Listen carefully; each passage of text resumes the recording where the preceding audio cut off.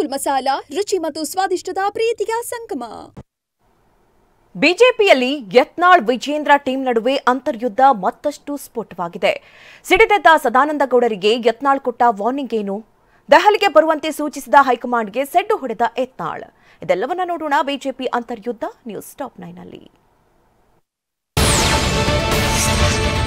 ಕೇಸರಿ ಮನೆಯಲ್ಲಿ ಅಂತರ್ಯುದ್ಧದ ಕಿಡಿ ದಿನ ದಿನವೂ ಹೊತ್ತಿ ಉರಿತಾ ಇದೆ. ವಿಜೇಂದ್ರ ಮತ್ತು ಟೀಮ್ ವಿರುದ್ಧ ಶಾಸಕ ಬಸನಗೌಡ ಪಾಟೀಲ್ ಯತ್ನಾಳ್ ಮತ್ತೆ ಗುಟುರು ಹಾಕಿದ್ದಾರೆ. ಇದರ ನಡುವೆ ಮಾಜಿ ಸಿಎಂ ಡಿವಿ ಸದಾನಂದ ಗೌಡ ಯತ್ನಾಳ್ಗೆ ಟಾಂಗ್ ಕೊಟ್ಟಿದ್ದಾರೆ. ಬಿಜೆಪಿ ರಾಜ್ಯಾಧ್ಯಕ್ಷರನ್ನ ನೇಮಿಸಿದ್ದು ಹೈಕಮಾಂಡ್, ವಿರೋಧ ಮಾಡುವವರು ದೆಹಲಿಗೆ ಹೋಗಿ ಮಾತನಾಡಬೇಕು, ಅದು ಬಿಟ್ಟು ಬೀದರ್ನಲ್ಲಿ ನಿಂತು ತಮಟೆ ಬಾರಿಸ್ತಾ ಇದ್ದಾರೆ ಅಂತ ಯತ್ನಾಳ್ ಟೀಮ್ ವಿರುದ್ಧ ಪರೋಕ್ಷ ವಾಗ್ದಾಳಿ ನಡೆಸಿದ್ರು. ಮಾರ್ಗದಲ್ಲಿ ಬೀದಿಯಲ್ಲಿ ತಮಟೆ ಬಾರಿಸುವಂಥದ್ದು ಉಂಟಲ್ಲ, ಇದು ಅಶಿಸ್ತು ಅಂತ ನಾನು ಹೇಳಲಿಕ್ಕೆ ಇಚ್ಛೆಪಡ್ತೇನೆ. ಇದು ಅಕ್ರಮ. ಇಂಥವರು ನಮ್ಮ ಪಾರ್ಟಿಯಲ್ಲಿ ಇರಲಿಕ್ಕೆ ಅವರು ಖಂಡಿತ ಯೋಗ್ಯರಲ್ಲ.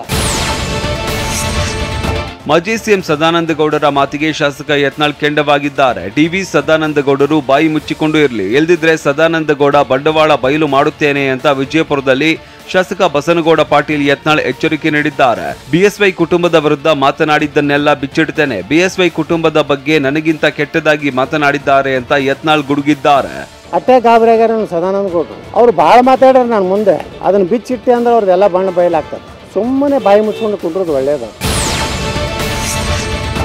ನಾನು ವಕ್ಫ್ ವಿರುದ್ಧ ಮಾತನಾಡಿದ್ದೇನೆ, ಯಾಕೆ ಗಾಬರಿ ಆಗಬೇಕು ಅಂತ ವಿಜಯಪುರದಲ್ಲಿ ಶಾಸಕ ಬಸನಗೌಡ ಪಾಟೀಲ್ ಯತ್ನಾಳ್ ಕೆಂಡವಾಗಿದ್ದಾರೆ. ಸದಾನಂದ ಗೌಡ ಅವರೇ ಗಾಬರಿ ಆಗಬೇಡಿ, ದೀಪ ಆರುವವರ ಬಗ್ಗೆ ನಾನೇನು ಮಾತನಾಡುವುದಿಲ್ಲ. ಈಗಾಗಲೇ ಡಿವಿ ಸದಾನಂದ ಗೌಡ ಅವರ ದೀಪ ಆರಿ ಹೋಗಿದೆ. ನಾನು ಯಾರ ಜೊತೆಗೂ ಅಡ್ಜಸ್ಟ್ಮೆಂಟ್ ಮಾಡಿಕೊಂಡಿಲ್ಲ.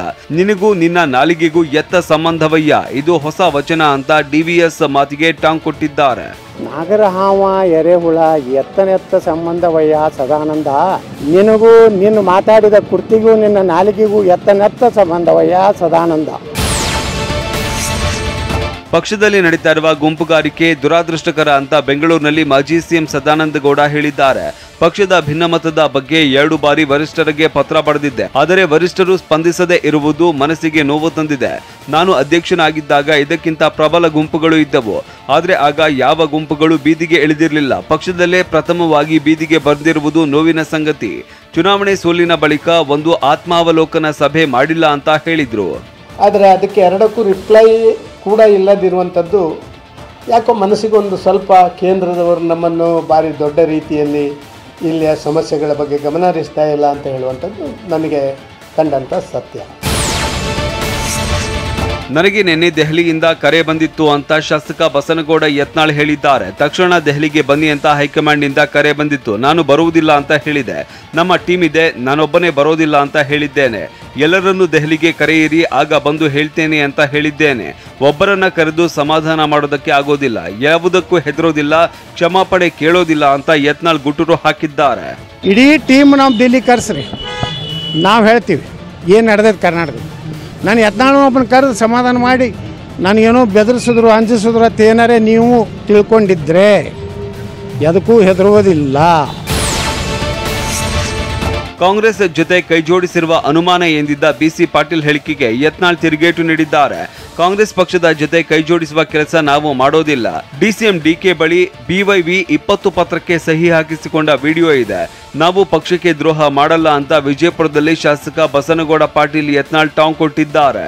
ಯಾವಾಗ ನಾವು ಹೋರಾಟ ಮಾಡಕತ್ತೀವಿ ವಿಧಾನಸಭೆದಾಗ, ಒಬ್ಬ ರಾಜ್ಯಾಧ್ಯಕ್ಷ ಹೋಗಿ DK ಶಿವಕುಮಾರ್ ಕಡೆ 20 ಪತ್ರ ಸಹಿ ಮಾಡಿಸ್ಕೊತ ನಮ್ಮ ಮುಂದೆ, ನನ್ನ ಬಳಿ ವಿಡಿಯೋ ಇದೆ.